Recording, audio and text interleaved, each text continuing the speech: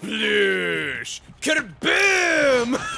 Hey everybody, it's Chugga Conroy. Welcome back to more Splatoon 2. Last time, we opened up the boss kettle here and also played around with the Rapid Blaster. Now we go to the Sanitizarium, the Octo shower.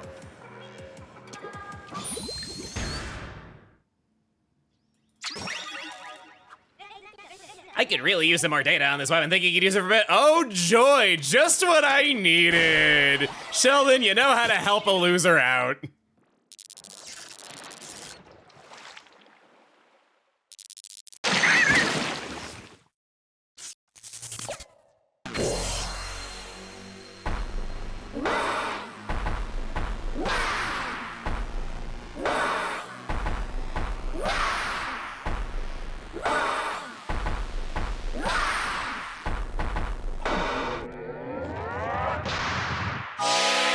Cleanser of Inklings, Octo Shower. That is a chance of Inklings for a second.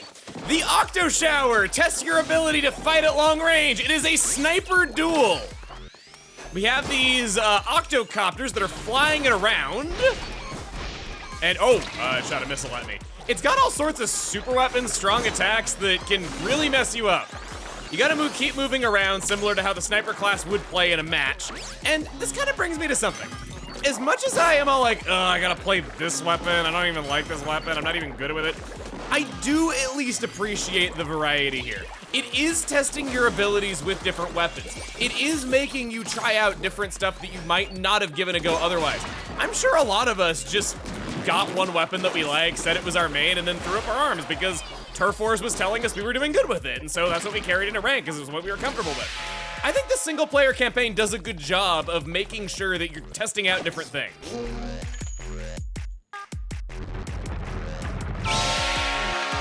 So little lore details, I want to draw attention to the rubber ducky that is on top of this boss. It is wearing Callie's bow. No, they turned her into a duck! Either that or they're holding her somewhere without her hair accessories on. I don't know which one's worse. The monsters, we must get her back. Oh, you're using a sloshing machine as like a splatling on us. That's kind of funny. Now, I gotta ask, I have no idea how the hey you do this thing fast. I have always taken several minutes on this fight. This is probably the fastest time I've ever had. Doing this boss without a charger is misery incarnate. Speaking of misery incarnate, yeah, they're deluxe octocopters now, so they're gonna be dodge rolling out of the way of your snipes. In lore, this is a broiler that was outfitted with all sorts of super weapons to be an anti-air robot, but they ended up putting so many things on it that it could no longer fly from being too heavy, hence the deluxe octocopters that it plummets without. Where are you going? Oh, you're doing the, okay, you're doing a flutter, okay. It's just combining all sorts of different concepts from other enemies we've seen. You're flying around the exact same way as before and even doing the same attack in the same place. You have a stingray attack that we saw briefly before. Nope. Yeah, they react to you. They're pretty mean. Man, Agent 4, end it! Gladly!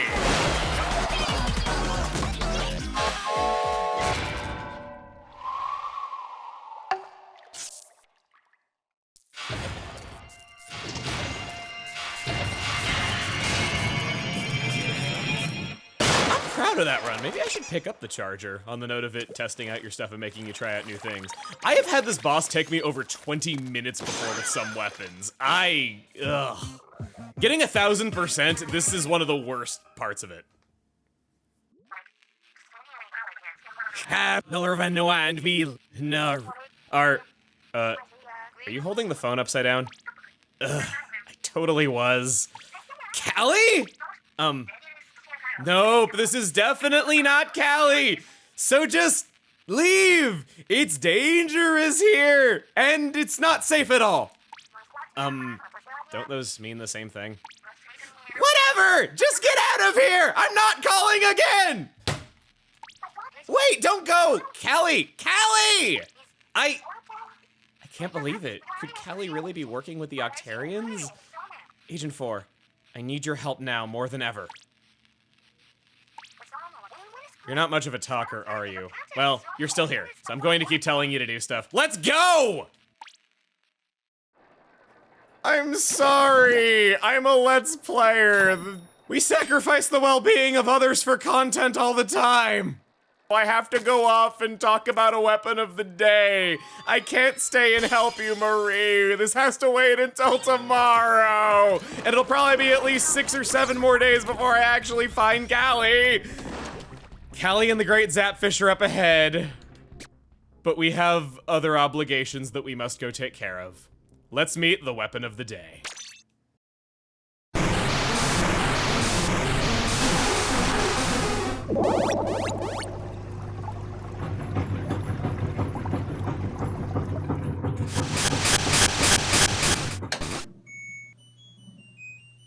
We're gonna kill people with a washing machine! New weapon class, you don't say! Sloshing machine! A hybrid of slosher and blaster. Sounds like it would blend like milk and ketchup, but not at all. This is actually a great idea. First, the sloshes travel straight in a unique spiral formation that travels forward before arcing down. It attacks over objects like a slosher, but delivers high-powered hits like a blaster. Do note the hits don't explode, so precision matters. One hit will do anywhere from 38 to 76 damage depending on proximity, and it can attack 11 times on a full tank. Other than the harsh damage fall off, it can only attack once every half second, so not much room for continuous fire here. But what's kinda wild is how if just one hit is a direct hit, the other will kill, making this an annoying weapon to challenge. The range is good too, slightly better than a standard slosher. It's still a middleweight like a slosher, but it has better strafing speed than the infamously slow brothers in its weapon type. Optimal spacing isn't quite as important, but you might as well use that good range as opposed to not whenever possible. The regular attack on this weapon is just good. High damage, high range, coats stuff in inkwell, attacks over obstacles, attacks directly pretty well, coats the user's feet. What more could you ask for? It just works. Like blasters, it works well in tower control due to the more fixed nature of the attack, allowing it to just poke the tower by sloshing anywhere near it. Pretty much the only weakness I can think of are dualies, which outmaneuver with ease if the sloshing machine user isn't ready, and how the shot disappears upon hitting the target, unlike other sloshers that can damage entire waves of enemies. When going up against multiple opponents, it's best to do so with a teammate. Definitely slosh in the direction of teammates to help them out in general, because your high damage is likely to deliver the decisive blow. As long as your aim is true, it will score a one-hit kill after pretty much any other attack. And its any other attack is Auto Bomb! Huh. So this is kind of a letdown, ain't it? Yeah, the Auto Bomb has some combo potential with its damage bottoming out at 30 and the 76 damage of the main weapon, but in practicality, not really. Auto bombs take so long to blow up and have so many tells that they usually aren't responsible for wins. This is more of a tool for additional turfing while swimming around to check if someone's there before swimming on. Sloshing machines have to stand back and attack to take advantage of their power, so it might as well use this to answer questions. Besides that, not gonna do much since it's just a nice bonus if it does manage to hurt somebody. It's nice for the pressure on the tower for a good several seconds though. Its special weapon is the Stingray. Okay, we got a big one here. The sloshing machine thrives hanging back and attacking from behind objects, so the Stingray is a pretty decent fit for it. But really, any weapon with a Stingray is already compelling, let's be honest with ourselves. At 190 points, it's middling charge on something that paints alright. It's one of the shorter range weapons to have it, so not much synergy out there, but it makes up for it in terms of special charge. Besides that, Stingrays don't work well with the rest of the kit at all. All 3 parts of this kit are lone wolves. This set is strongest in tower control. The main blast is high damage, the sub-weapon's only really fighting use is to keep cephalopods outside of a small area, and the Stingray is the Stingray. You see the way this thing was designed as clear as I did.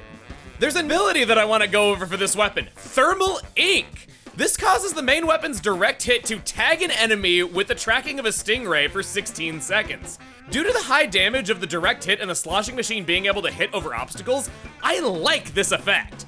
This ability has no effect on blasters or the explosion.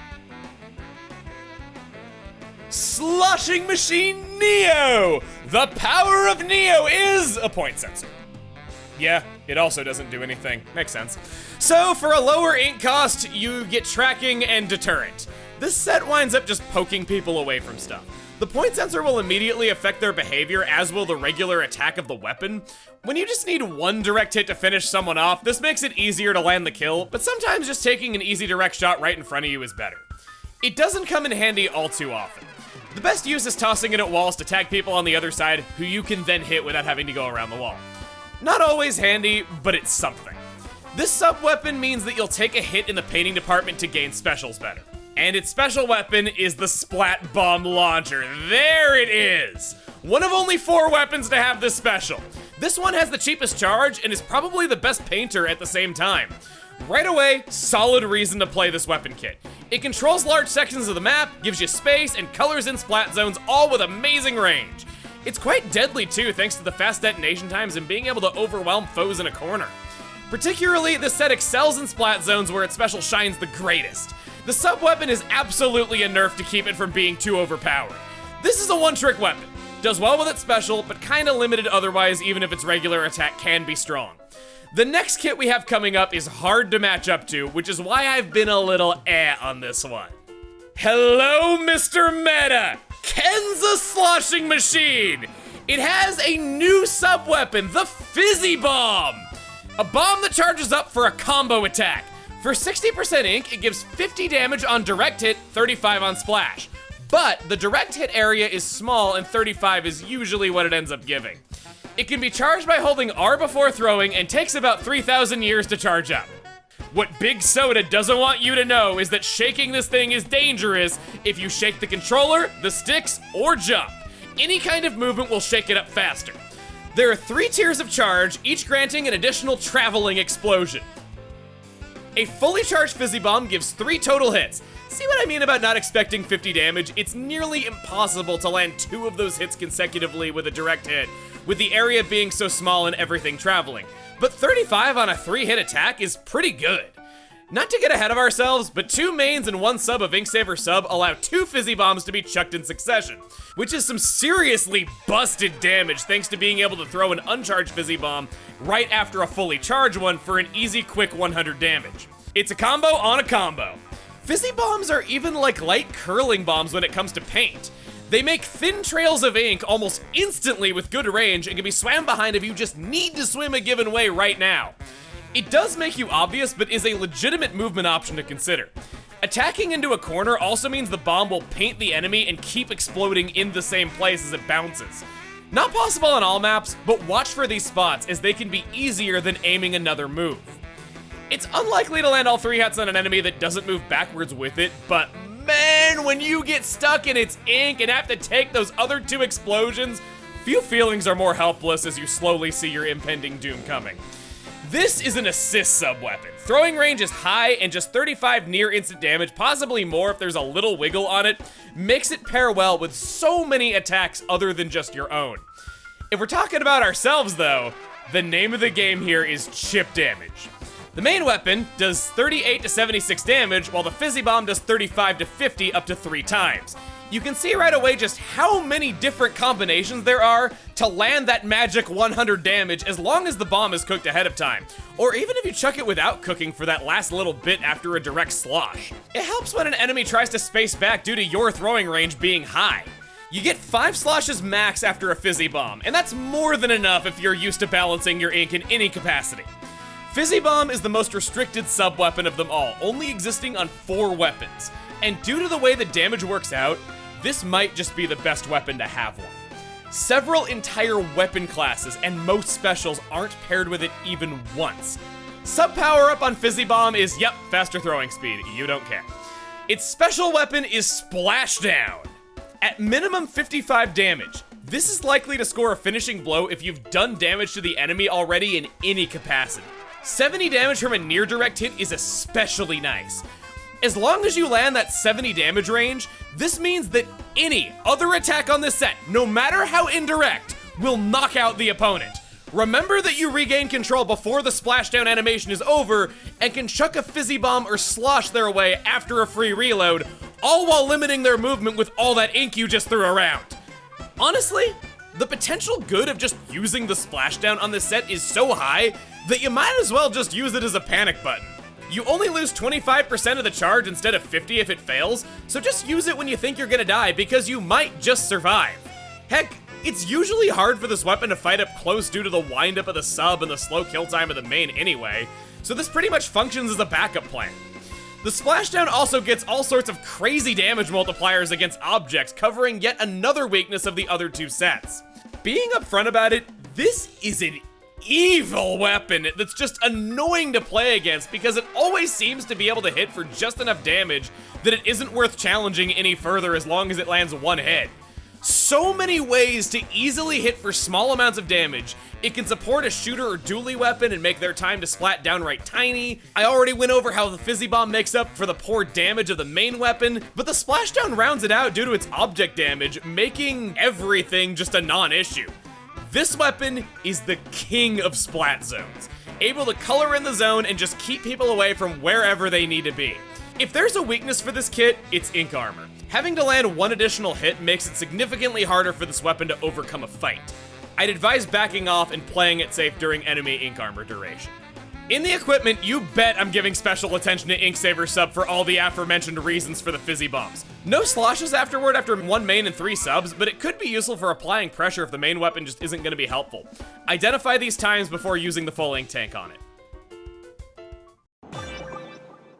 Oh boy, where are we gonna be overpowered cheating bastards today? I don't really believe that it's that good of a weapon, but it's pretty darn good. Blackbelly Skate Park splat zones and Skipper Pavilion splat zones. I love this place always being under construction. And why aren't they using any heavy machinery?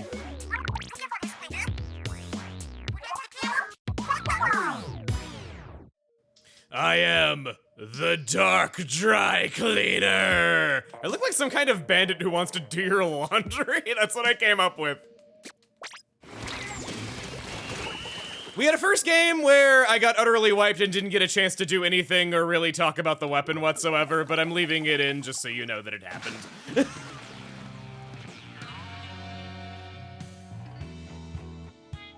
I basically spent the entire game in spawn not able to challenge anyone because, yeah, look at that. We had 0 kills. I got 1. It was a pretty inactive game. Blackbelly Skate Park. After a failed appearance last time where I couldn't get it to pop up in the map rotation, I'm happy we've met again so soon. Quite frankly, that Rainmaker match that we played on this didn't count as an introductory to this. Oh, we got double Aerospray PGs. Better get your parents in the room for this one, because, oh, they wouldn't want you watching something like this. Double PG, that's almost PG-13 now. So, I'm gonna be attacking from around this corner. Oh, hi. Hello. I am getting the hell out of Dodge because I do not want to deal with you. Let's go party. Did some chip damage to each of them in there. Okay, I did get an assist. So there was that. Painted that in. I want to go... Oh, nope. You can't have gone far, and you also aren't able to do much, so let's attack up on the ledge. I know you're there.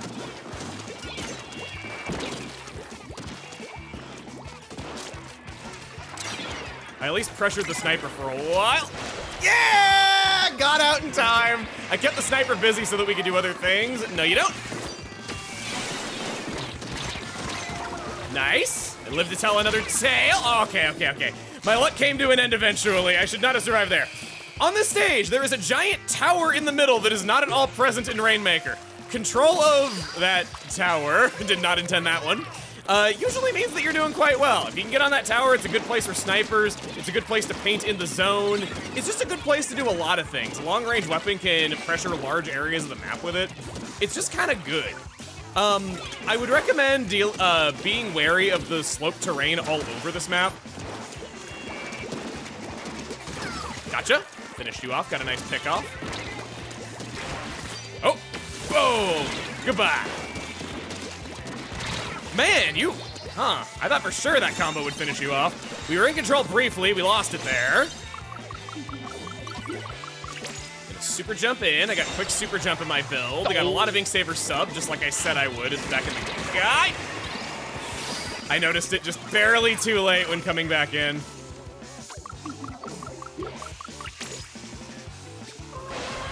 Being on a slope can give away your position and make it difficult to swim away is kind of what I'm getting at. It's one of the things to be aware of on this map. This is also a map that makes Ninja Squid kind of bad because Ninja Squid doesn't do anything on slopes. It gives away your position anyway, making the ripples. Basically, Ninja Squid does not work on walls, and these walls can be just steep enough that they still count as walls. So I would not recommend playing Ninja Squid as much if this was in the rotation. It's one of the few stages that I think affects gear a lot stronger. If you notice when I super jump in, I'm mashing the button to be able to super jump as fast as possible. That is not just impatience, it is sending notifications to that player, letting them know that someone is about to jump to them. So that does have a purpose. Okay, finally I get this guy. I'm sloshing all over her. How did that not hit me? I don't know. What? Gotcha. Ah, my blood. 80 to 70 though, close game. I'm thinking a Booyah Bomb will probably get us back in right about now. We are not doing the best. The guy felt pressured enough by me to leave, which I'm kind of surprised by. I didn't think he would care. Special charge.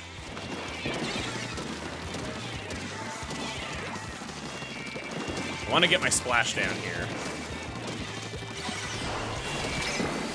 Let's get some bonus damage against you! Oh well. At least there's back and forth in this game, that's all I ask for. In addition to Black Belly Skate Park's terrain, there's 2 snipes off to the side. It's what the sniper was using at the beginning. You gotta use the ramps to get up to that.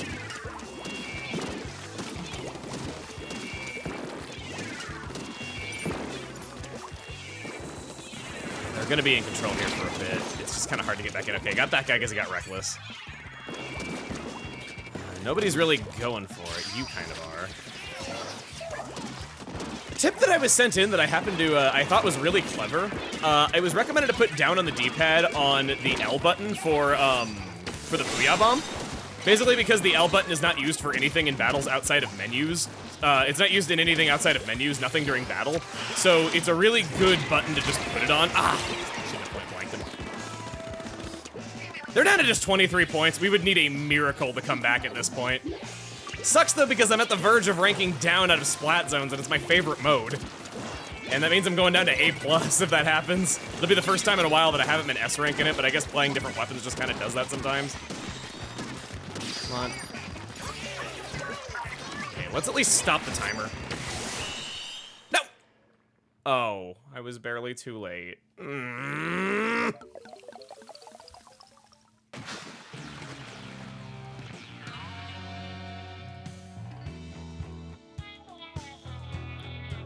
Had to upset my winning streak somehow. It was pretty back and forth. We just couldn't really get control of the map, even though we were slaying. One more crack and I rank down to A+.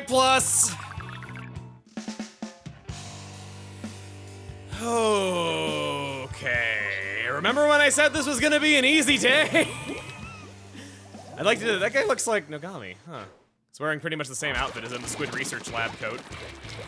Swim behind my fizzy bombs. It's a little bit broken up. It's not quite as good as a curling bomb, but it's pretty good. Oh, no. Bad time to run out of ink. Bad time to run out of ink. Ah, jeez, what was I doing there? I was just floundering. Died to the Hydra Splatling at the beginning of the match just because I was flopping like a fish.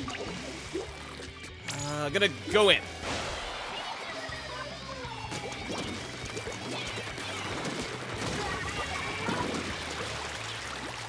Get out of here, get out of here. Okay, we're gonna paint in the zone. Everything's gonna be good. We're in control. We're getting some more early points on the board. Top 5 answers on the board. We asked 100 people. Going. Getting my booyahs in. I haven't done that custom button mapping trip, but I do think it's clever, and it was something that I hadn't really thought of before. I guess I should elaborate on that more. All Switch games have custom button mapping in the settings menu for the console itself. I welcome this a lot, not only just for making certain techniques in games easier for personal preference. You can finally run and jump at the same time in Breath of the Wild. Or there's just the fact that it's a nice accessibility thing. Every PC game has custom button mapping. Every console game should have it as well. It's a change that I very much welcome. I'm very happy that they have it.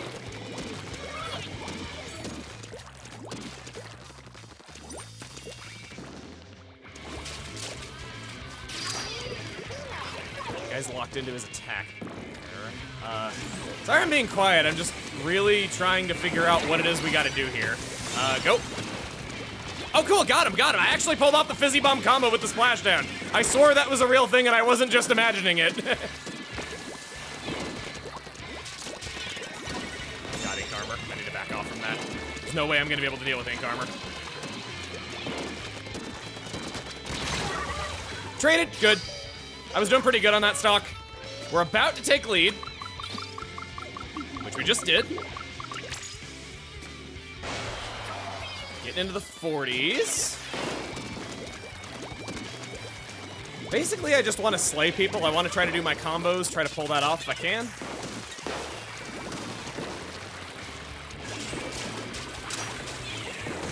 Right here. I don't know how I got that kill, but it just sort of happens like that sometimes when you play Fizzy Bomb. Nope. We are in the lead. So I'll take that.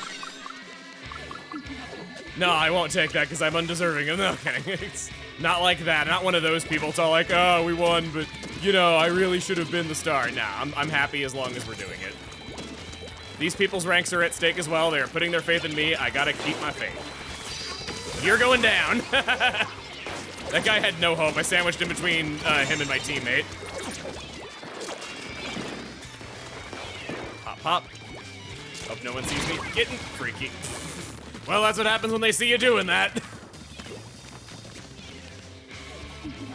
I'm not gonna jump in. I saw that guy doing his 10 missiles, and I'm kind of afraid that I would just jump right into a 10 missile or two.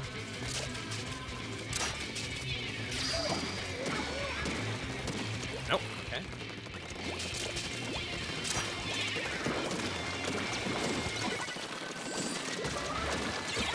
I bombed got in a little damage there. This guy's in a baller, so I'm gonna jump to him. And splashdown! Nice! Got a kill on the way down! Nice! Predicted his movements. I'm pulling it off. We're getting it together. I guess you just need to warm up a little bit, D-Rust. Not gonna challenge you with a splashdown.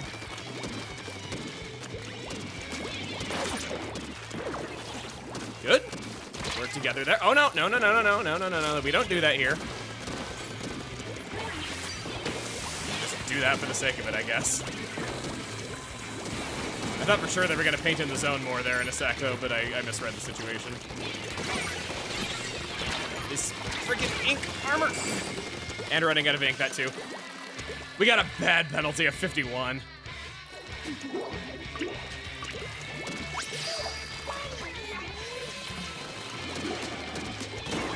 Good. Double good. Two of them are up. I think I see one there.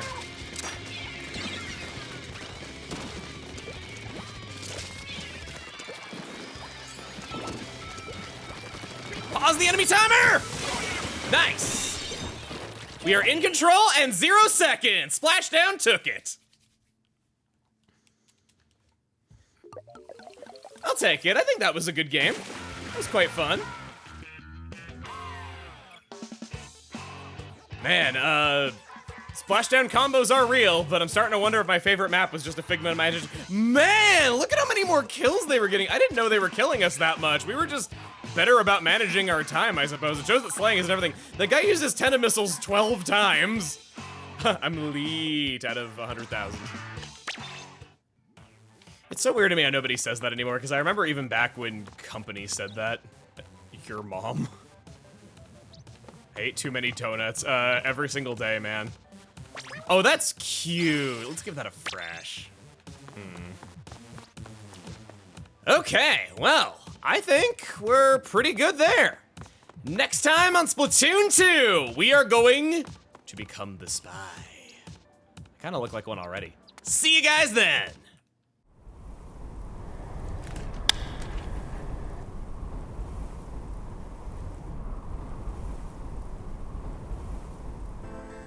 Marie was packing clothes into her suitcase. She was getting ready for a trip home to Calamari County. The trip had come about somewhat suddenly thanks to finding herself with a rare 3 days off in a row. Rehearsals for her new show were scheduled to start after this, and she knew she wouldn't have time off again for a while. Her manager suggested some R&R would do her good and sent her on her way. Marie had invited Callie to join her, but Callie had an appointment she couldn't miss that day. So Marie decided to head out right away by herself so as not to waste her short vacation. Callie saw her off at the station, promising to catch up with Marie the following day. The train to Calamari County takes 3.5 hours from Ingopolis. Not an epic journey in the grand scheme of things. Still, without Callie by her side, Marie felt lonely, and the minutes ticked by interminably. Marie hadn't been home in quite some time, and her parents were overjoyed to see her.